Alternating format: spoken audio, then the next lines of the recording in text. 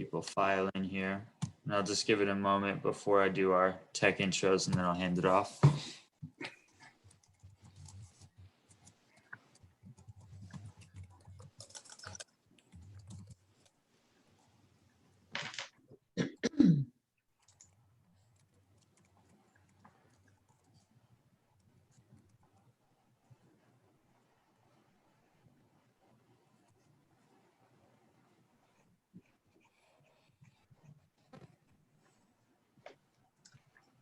All right, so Anne said she's going to register as an attendee.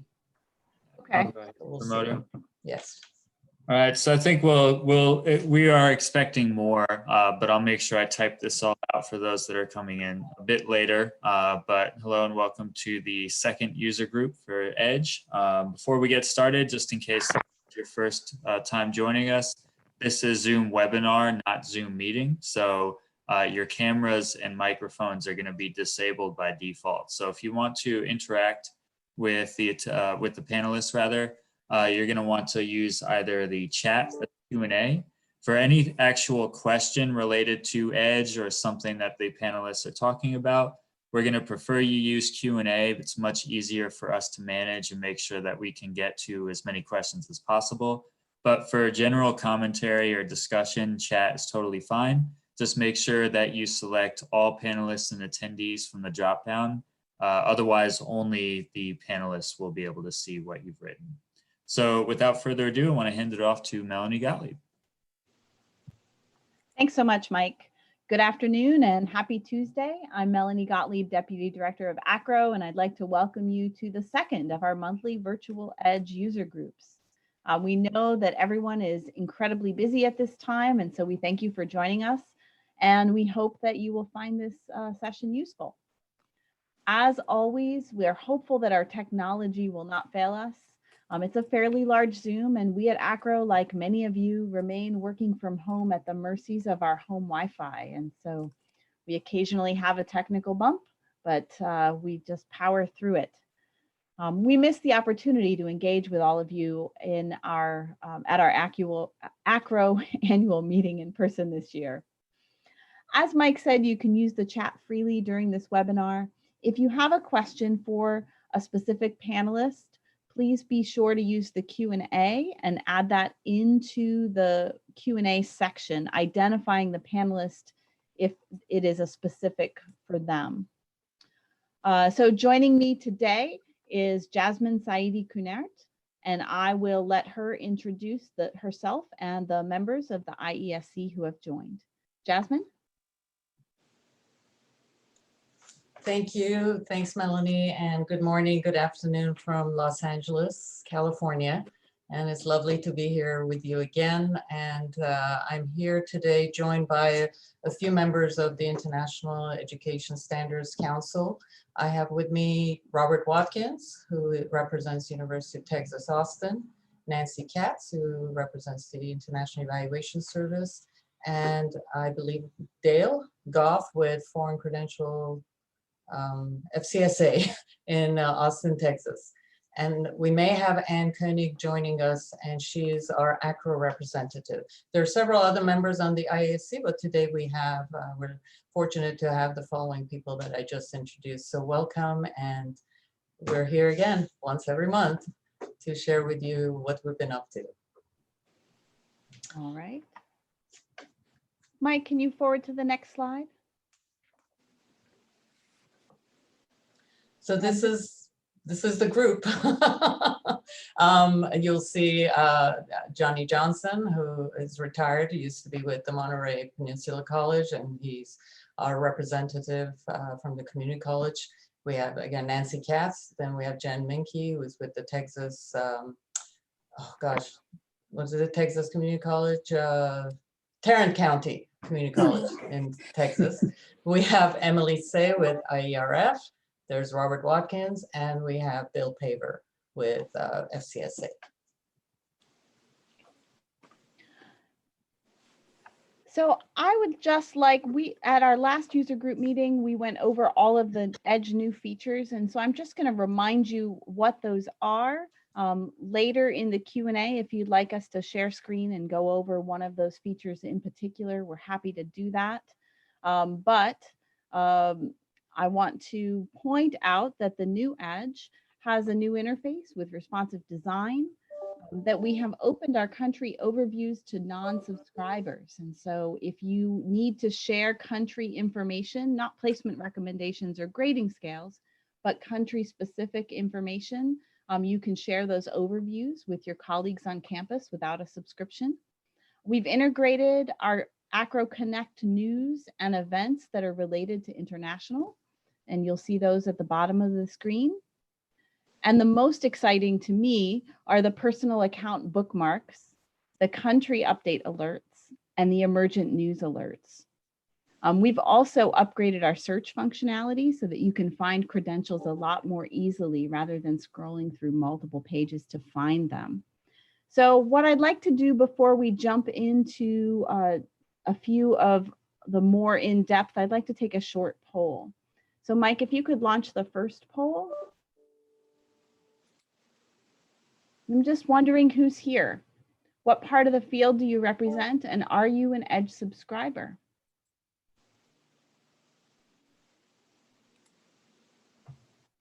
And apologies, I did not queue up the Jeopardy theme for the. Oh, but I completely forgot about that. That's all right. Maybe if for our second one, maybe I will. All right. All right, I'll give this another 10 seconds before I close it out. Perfect, thanks. And we're going to go right into the next question as well, because I just want to take a quick poll to see the new features that we introduced at the last one. So we've got mostly Edge subscribers and mostly institution-based staff and a few professional evaluators. For those of you who are not Edge subscribers, if you are interested in a trial subscription of Edge to see what the fuss is about, you can email edge@acro.org and Drew will be happy to help you out. If you can launch the second poll, Mike. And I would say we can I probably should have combined these so it would be faster. I will do that for the next one. And this is about the emergent news feature. And it still looks like most people have not viewed the emergent news feature. And so that will, if we have time in the Q&A, maybe I will show that feature really quickly to see. And maybe share the next poll also, Mike. Sure. Oops. Stop share. There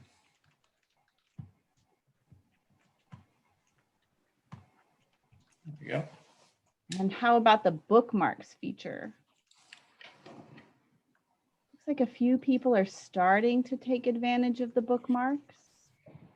And so I will say that for those of you who have, say, specific countries that are your feeder countries for our institution-based people, I might suggest you go into Edge and you bookmark those countries that are your main feeder institutions, so that if we get an update that applies to your country, whether that be a content update or an emergent news alert, that every time you log into Edge, if there's something new, you will be notified about that. And so it's a really great feature, and I think could be very handy for those of you who deal with, say, maybe in general, 10 countries or so as your main population.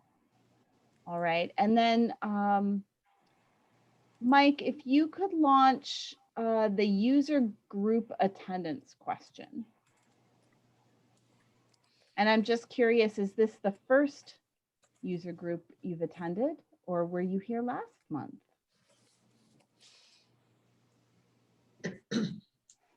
Okay. So more than half of you were not here last month. So that's great. Welcome. We're glad to have you. I hope that you find it useful. Our intention in these user groups is to have a user group every month. Starting in January, they will be on the third Thursday of the month. But unfortunately, in the fall, The third Thursday is a little problematic. And so we had to play with the dates a little bit for October and November. We will skip December because frankly, everyone's too busy in December. It just gets really crazy. And suddenly it's the end of the year and the winter break. So we will have one more user group in 2020, and that will be next month. You'll see that date on, I believe it's the 24th, but you'll see it on a future slide. And then we'll start up again in January. All right. I think we can close this and go to the next slide.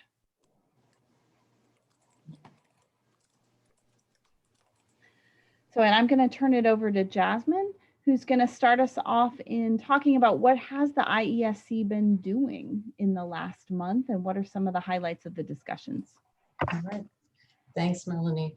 Well, for many of you, if you're not familiar with the IESC, we meet once every 2 weeks for an hour. We have a Zoom call and we have a working agenda filled with items that have been brought to our attention by EDGE users, as well as just the work that we do in trying to keep the information on the countries and credentials up to date.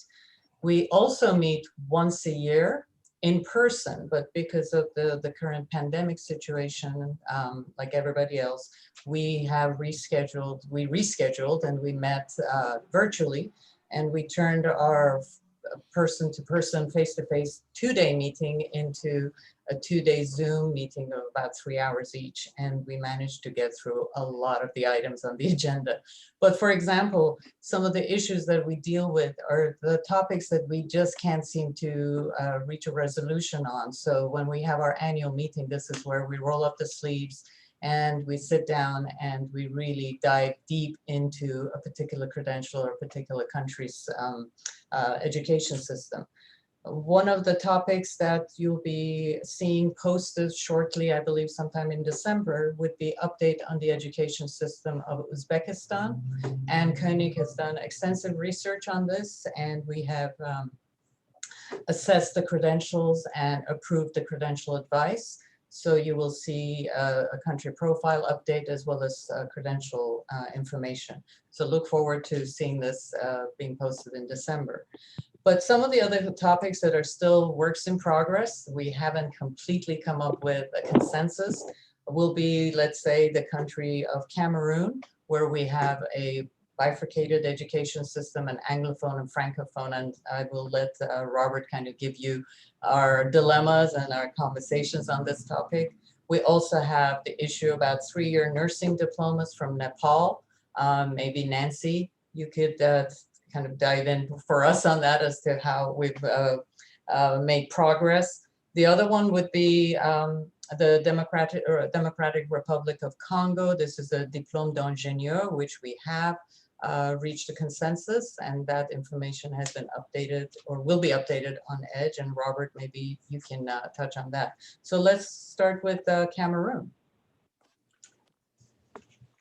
Good. I wasn't sure if I was still muted or not. Sure. Basically, the situation in Cameroon, you sort of set the stage, Jasmine, by pointing out to folks that it's a bifurcated system, both Anglophone and Francophone. It's actually uneven. The English-speaking population in the Anglophone system are somewhat going away, it appears, as part of ethnic strife and so forth. But we still have the situation for the moment. And the problem in Cameroon EDGE credential advice at the moment is that the Anglophone system that results in GCE A levels, now they're overseen by the Cameroonian secondary board, but they are much like British A levels. And we suggest giving up to a year's credit like we do with the UK A levels. And then the subsequent 3-year bachelor's degree, which is what one gets from 2 universities in Cameroon, University Buea and University Bamenda, is considered comparable to a US bachelor's degree, fully comparable, because like the UK, it's a 13 plus 3 situation. Now over on the Francophone side, we have a little bit different situation. the Francophone system culminates with the baccalaureate, like it does in France. But unlike France and Cameroon, it's 13 years, whereas in France, it's only 12. And so we don't recommend credit for the baccalaureate in France, EDGE, and in Cameroon, we do not either, even though it's a longer primary secondary system. Although we're tinkering with that a little bit to make sure that that 13 years is a full 13 years. That's one of the issues we're working on. But finally, the 3-year licence, which follows that baccalaureate, is not being given US bachelor's comparability, unlike the Anglophone bachelor, even though they're even insofar as number of years are concerned. And that sort of bothers me, the inconsistency, the unfairness. And so I raised the issue, but we're still grappling with it.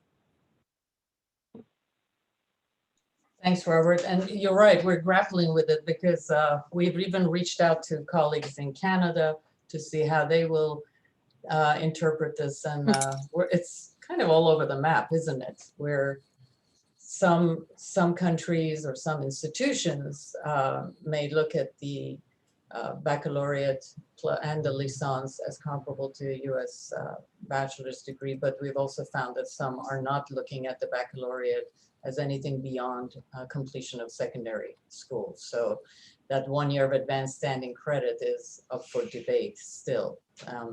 And we're open to any feedback from some of our EDGE users who may have access to information, practices of some other universities as to how they have been admitting students from Cameroon who have the baccalaureate examination.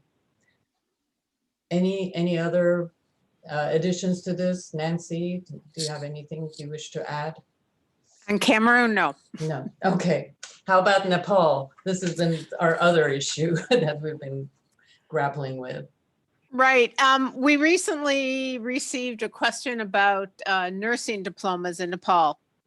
And we've been doing some research, some historical research, as well as what is going on currently. They do have a 3-year nursing diploma as well as a 3-year post diploma, and dealing with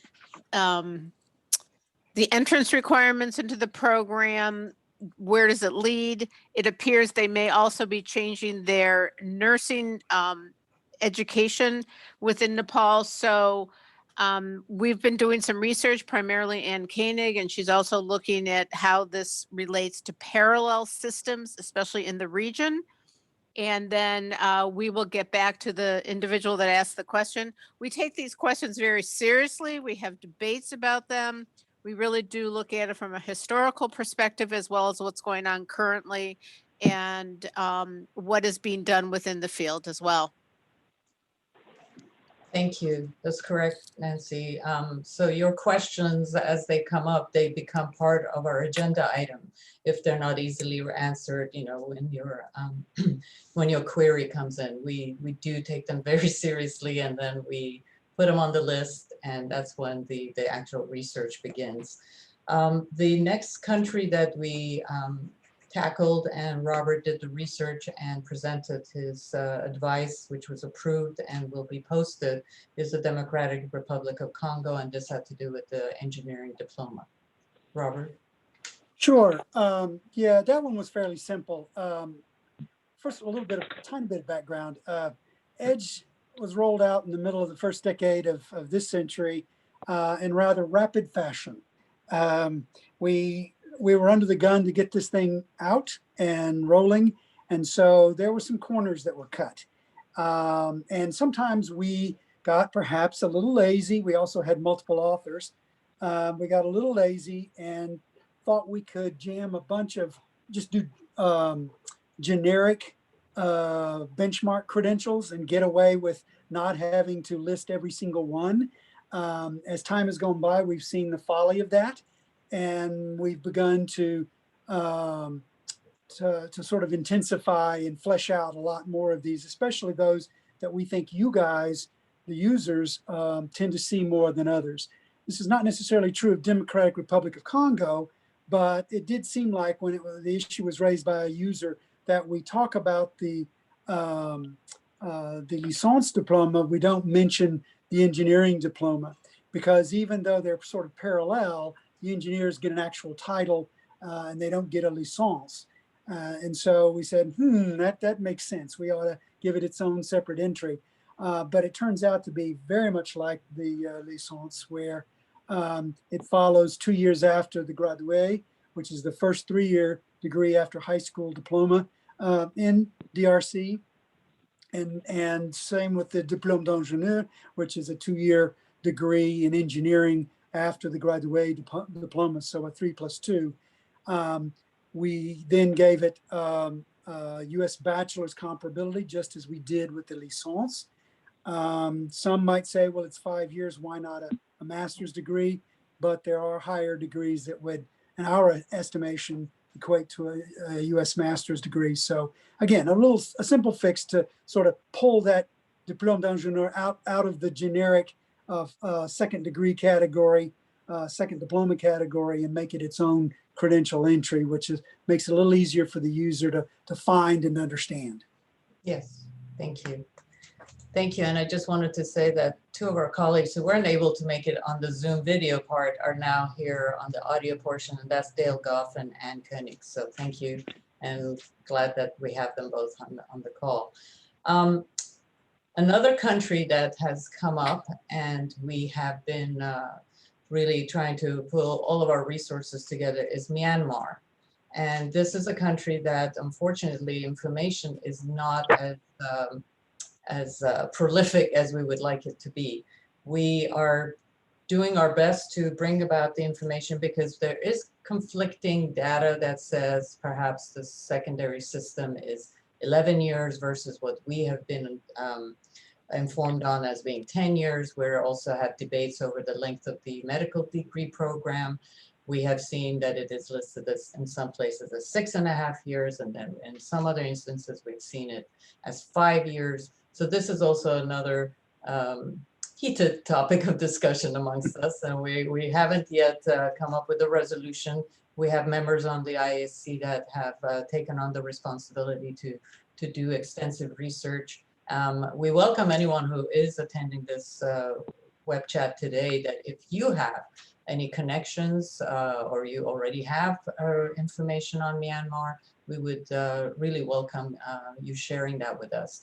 I'd like to maybe allow Anne to share with us her perspective on Myanmar, and maybe Robert, we could have a little bit of a glimpse as to what we've been discussing on the Iesc.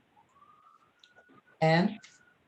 Hi, everyone. Yes, hi, it's Ann Koenig speaking. Sorry, I'm having trouble with my Zoom today, so I'm only on the phone. I'm not yet ready to give any words of wisdom about Myanmar. I'm still researching it and finding interesting information, but nothing conclusive yet. That's my view right now.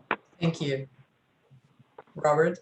Yes, the smarter part of me says agree with Anne, but I'm going to go ahead and just put out just a little bit of a hint as to where the problem in the debate lies for our users, and that is Myanmar has a 10-year primary secondary system.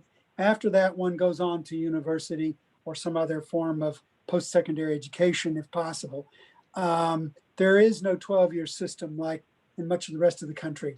Some of the things we grapple with are, while in EDGE we tend to be year counters at the post-secondary level, that is to say in terms of first degrees and subsequent degrees and so on, we tend to be benchmarkers a little bit more at the secondary level, the upper secondary level. By that I mean, we don't seem to be bothered too much by an 11-year primary secondary system, such as Venezuela, such as Peru, such as GCSEs in the UK, if that's what you use or allowed for freshman admission. So what's wrong with 10? True, we don't have any 10-year systems anymore except for Turkmenistan. Russia did away with it. It's almost 20 years ago. The Philippines has just gotten rid of their 10-year and replaced it with 12. So really Myanmar is kind of by itself out there. The practice that I disagree with is I will not quibble over what to do with a high school diploma from Myanmar. You can admit them as a freshman or not, as you see fit. My problem is with subsequent degrees after that, having years sort of, I call it soaked off to make up for 11 and 12, and therefore taking a 5-year subsequent first degree, like in medicine, if it's as little as that, maybe, as Jasmine said, 6.5. We'll find out soon. Anyway, suddenly making it a 3-year degree and saying it's not comparable. That was what we were faced with at UT Austin, an MBBS, a medical degree. And I went ahead and instructed my people to call it a bachelor's degree and let them be considered for graduate school. So there's a taste of what we're trying to grapple with in respect to Myanmar. Jasmine, back to you. Thank you. So yes, and it is, as I said, a work in progress. And again, I invite anyone who is joining us on today's webinar to share with us any up-to-date information you may have, or an email to a source. This is a country that is not as, I guess, easily accessible to collect information. So we're also using our contacts at the UK ENIC-NERIC. This is a UK had a relationship with Myanmar historically, so they do see more students from the region than we do. And we're also reaching out to colleagues in Australia as well. So geographically, they also receive students from there. But you know, our focus isn't so much on countries that receive the most students. We just like to look at every country that we think needs to have an updated profile and a deeper dive into their credentials. I'd like to also maybe have a little update for you on the work that our fellows are doing as they're part of their research project who serve on Iesc. Every year we select 2 candidates who have applied to be a fellow of the Iesc. And these are individuals who are starting in the profession, and they're very interested in becoming more active in the field of international education. And so by joining the Iesc, this is a great opportunity. We will have a webinar on this, the Iesc fellows, the past project and the current project this coming November. But I do have the 2 mentors on the team right now, Nancy Katz and Dale, and perhaps either one of you could give us a little taste of what the current project is that our 2 fellows are engaged in. Dale, would you like to give a brief summary? Sure. The research has been completed. It's been quite extensive. I've been looking at this topic for a number of years, and the 2 fellows found more schools than I had ever heard of. I'm going to interrupt you real quick, Dale. What is the topic? Oh, I'm sorry. Yes, it's the offshore medical school located in the Caribbean area, and by offshore I mean those medical programs that are like U.S. medical programs, in that they are requiring a bachelor's degree for admission purposes. But these are schools that are not accredited in the U.S. or by any U.S. accreditor. And so it presents a problem in terms of when somebody applies for admission for other degrees or for licensure. The question that is always asked is, did you attend an accredited school? Well, no, these are not accredited schools. The Caribbean countries have gotten together and decided that there is one organization, CAAMHP, that they will recognize as their regional accreditor for medical schools, for the health professions, actually. And so the chart that the 2 fellows have come up with will reflect those schools that have some accreditation status, the CAAMHP or some others. We're getting a lot of interest from the medical boards. So I think this study is going to be much more wide-ranging than we had initially thought it would be. So right now they're going through some refinement of the research that they found in terms of the chart. And hopefully you'll see it soon as probably a white paper attached to EDGE. Thank you, Dale. And this is going to be a very helpful, valuable resource. I read an article recently that with the COVID pandemic, the rise of health profession applications has increased.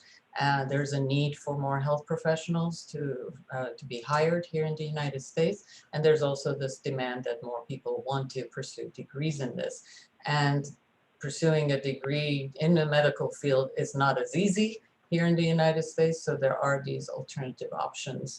And we have seen individuals who go from, whether it's from the US or other countries, to some of these schools in the Caribbean, some of which are accredited, some of which are not. And I believe this list that our fellows are producing under the direction of Nancy and Dale will prove to be a very helpful resource.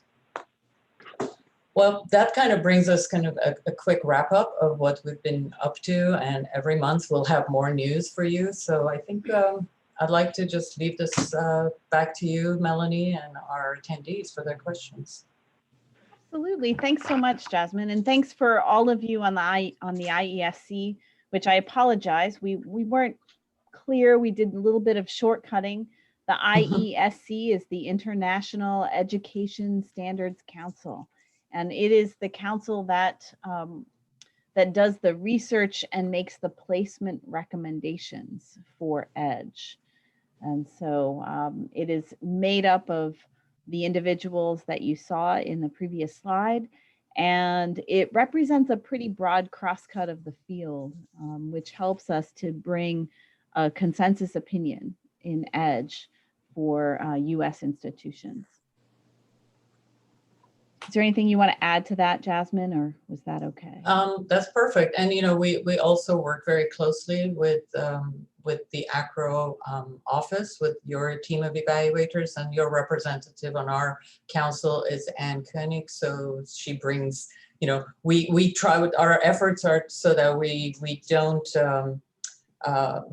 we remain consistent even with what the ACRO team is doing. So we don't want to be saying one thing and the ACRO team is doing something else. So we do have this great communication, and we also have our communication with IPAC, which is the publications division. So we work in unison, and that's, I mean, that's my motto: to work in unison and some uniformity in our field is very essential. Yeah, I think I would add to that, Jasmine, that I think over the past decade, I've seen more and more consensus and more collaboration, and that's pretty exciting to see. Yeah, I share that sentiment. So I'd like to turn to some questions that some folks have asked. And so I'm going to start with a question to bring it back to Cameroon for a minute. So I'm probably going to end up punting this to you, Robert. But I have a question from Todd Colvard, who's asking, in Cameroon, are there differences in the recognition of baccalaureate versus A levels and 3-year licence versus 3-year bachelor's degree, especially with the licence v bachelor's? Will both lead to admission to graduate study? Todd, that's a great question. And that's one that obviously was one that we grappled with as well, simply because first order of business is to find out what's going on in country. It doesn't necessarily mean that it's going to dictate what we ultimately decide, but it is important to know, is the upward mobility between the licence holder and the bachelor holder in country the same? And that's, you know, and we also want to get out of the way politics and ethnic strife, which is going on right now, and so forth, rivalry and such like that, and get down to just brass tacks. Can someone access the next level degree at a university in Cameroon with either of those credentials? And if the answer is yes, that's a major step towards saying, shouldn't we be treating them the same? Again, it's not the final answer. So then we want to go in and dig and more intrinsically find out what's undergirding these two degrees, this bachelor and this licence. We see that they're 13 years, we think. Let's verify that for one thing. In fact, I've seen some sources that have made it seem like the Anglophone side leading to A-levels and bachelors is 14 years from grade 1, which is rather odd to me. But that it does appear that the Francophone system is 13 years. We want to make sure that grade 1 is indeed a true sort of US style grade 1 and not a kindergarten type situation. And then we move up the ladder and try to see the internal merits of the subsequent education that takes place, so that we can say, they really are the same. Why aren't we treating them the same? So that's kind of what we're doing with it at the moment.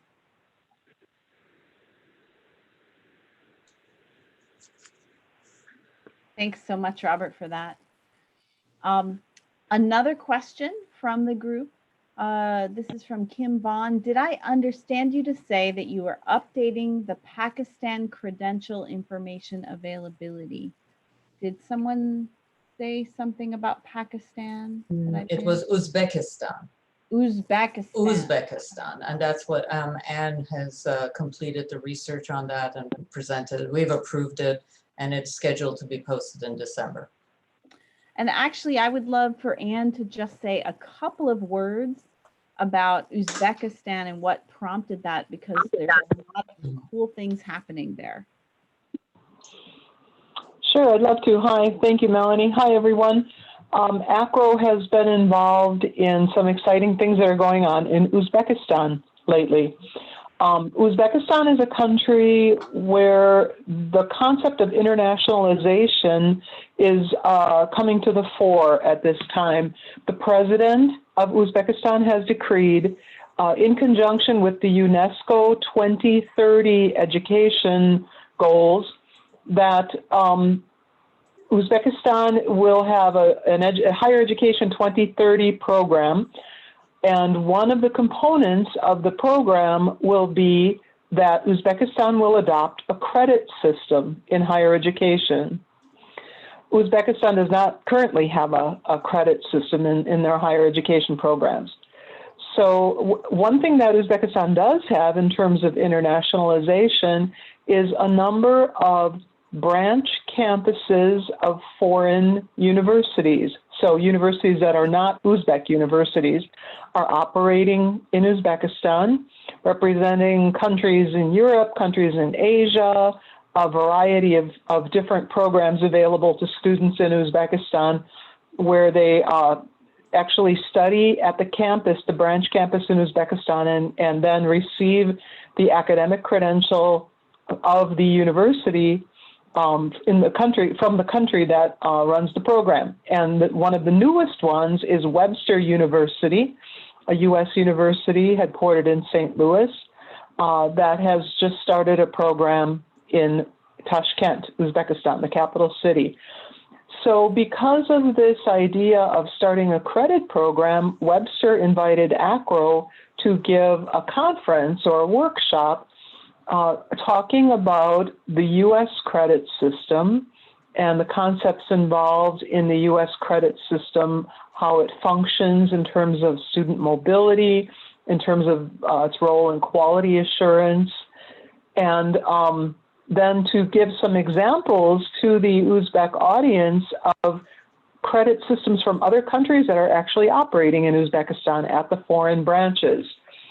So Melanie, Julia Funaki, Tom Green, who works with ACRO Consulting, and I participated in turned out to be a 4-hour conference, or we called it a conference or a workshop on credit systems. And that took place on October 7th or 8th, depending on where you were in the world at that time. It was early morning for our colleagues in Uzbekistan and middle of the night for us in the United States. The audience was representatives from the Ministry of Higher Education and rectors and vice rectors from higher education institutions, people who work in departments with international students, and some faculty members, some instructors. So we had about a total of 300 people on the webinar or on the Zoom conference over the course of the 4 hours that we were involved.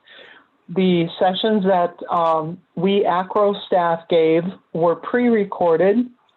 We spoke in English, and then translators translated the material into Russian and Uzbek for the audience. And then there were the breakout groups and discussions that took place both in Russian and in Uzbek. And there seemed to be quite a bit of enthusiasm for the workshop. It seemed that people were very interested in learning more about what credit systems are all about and talking about what kind of a credit system might be the way to go for Uzbekistan.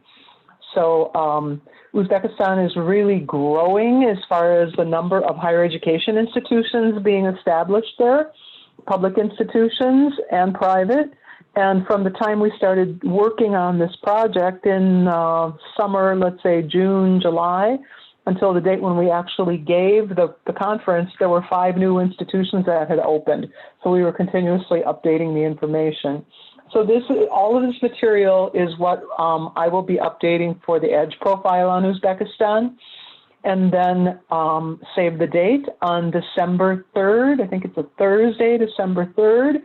We'll have a free ACRO webinar giving updates on Uzbekistan, and especially with a focus on how their goal of internationalization is creating changes in their system.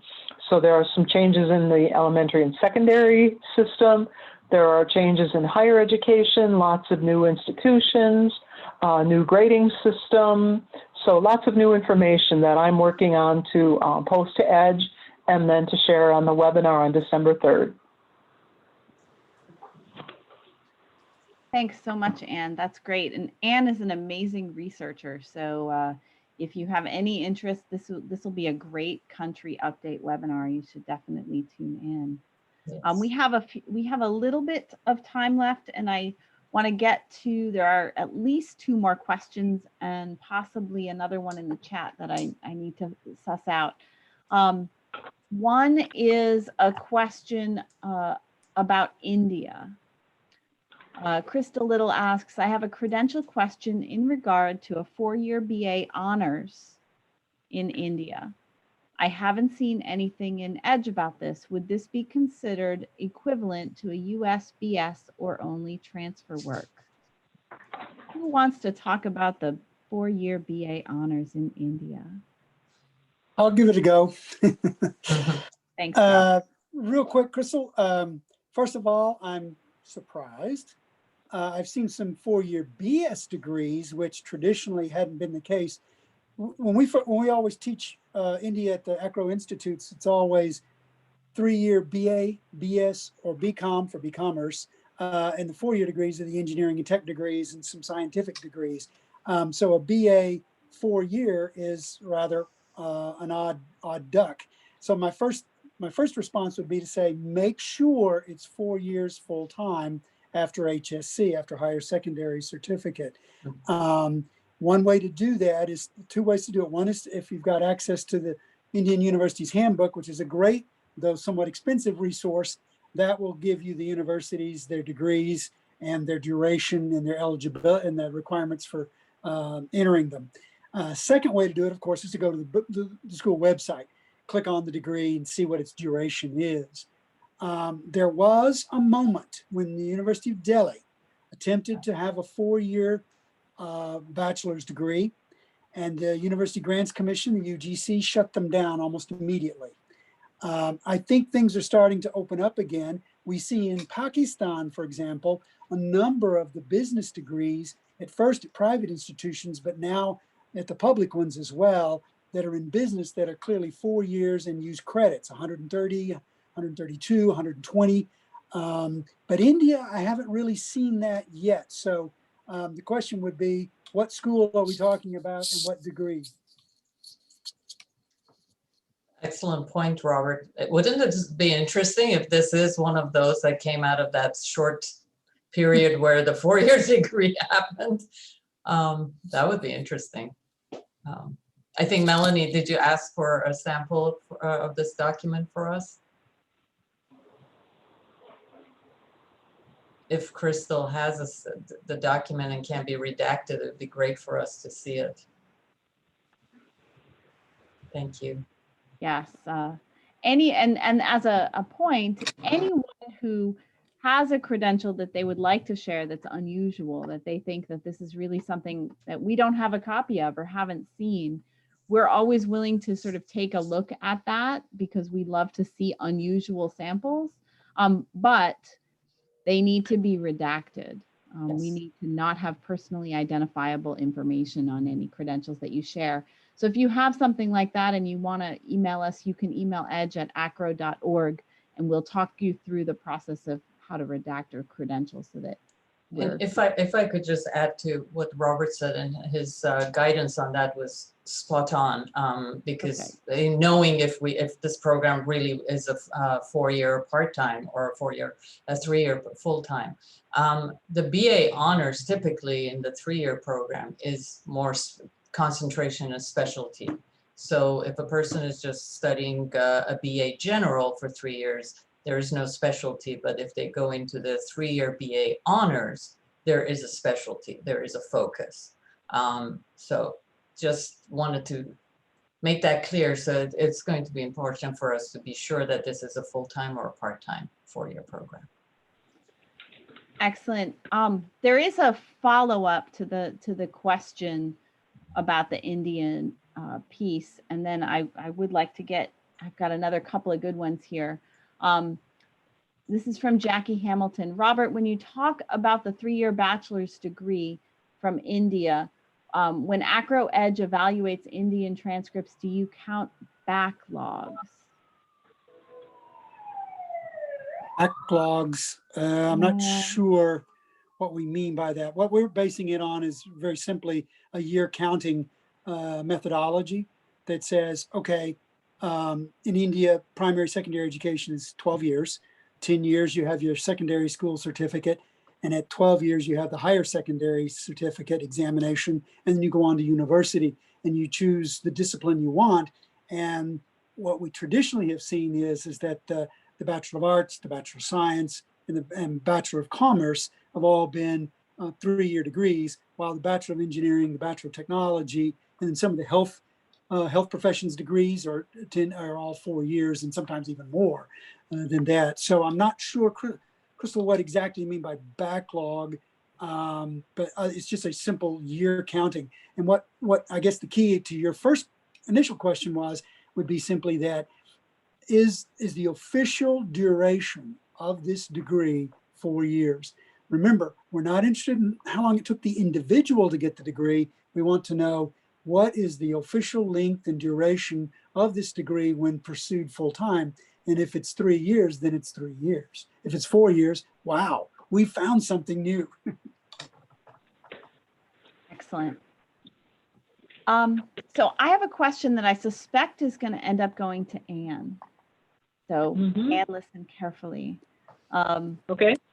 Does anyone have experience with a distinguished juris diploma, MA degree? We've received a degree from the following school, Al Jamia Tus Saifia. I should have asked Jasmine to pronounce that one because I think I butchered it.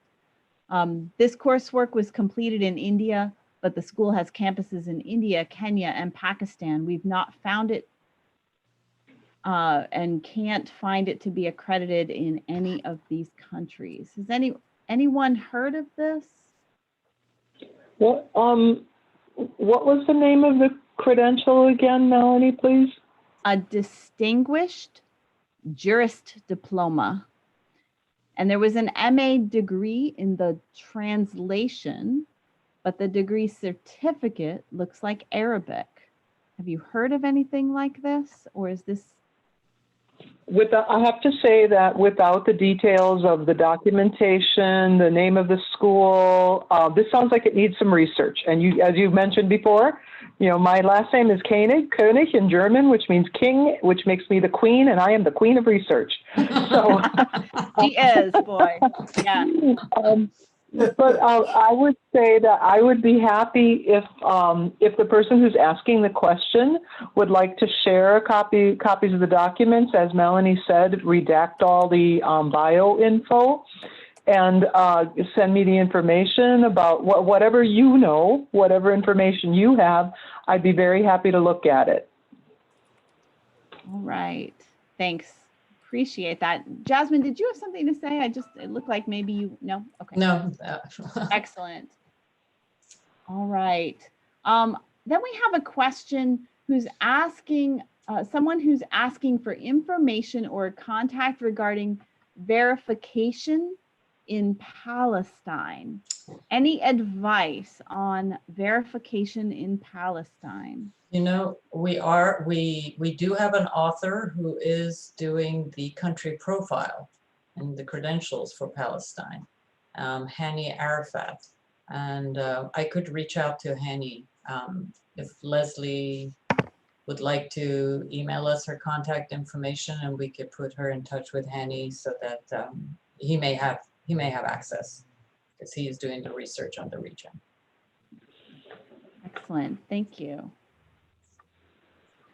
All right, and let's see.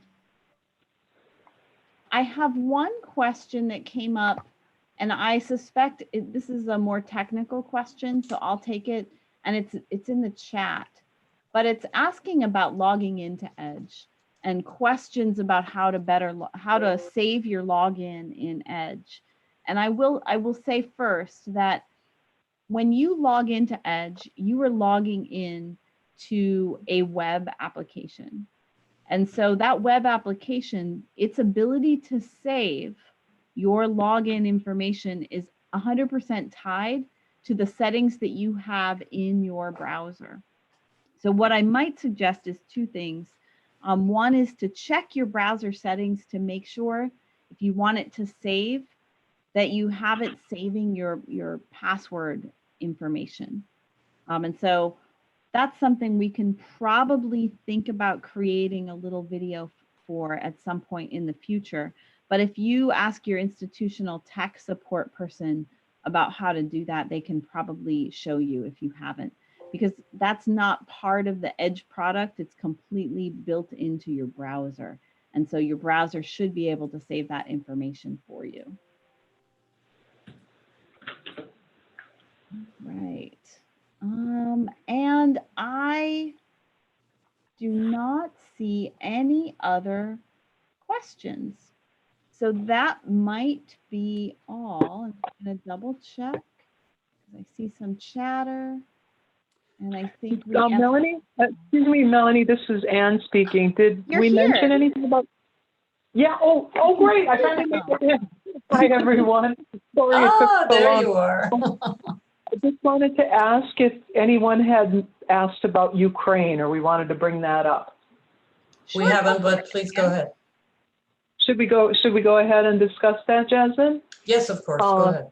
Okay, great. There was a question this morning on the ACRO International Activities listserv about Ukraine grading, and it referenced the grading scale information that's shown in Edge for Ukraine. And I took a look at that and I thought, oh, we have a typo in that. So we want to make everyone aware of a typo in the grading section of Ukraine. And let me see, I just had it up on my screen here. It's a pretty significant typo for which we must apologize.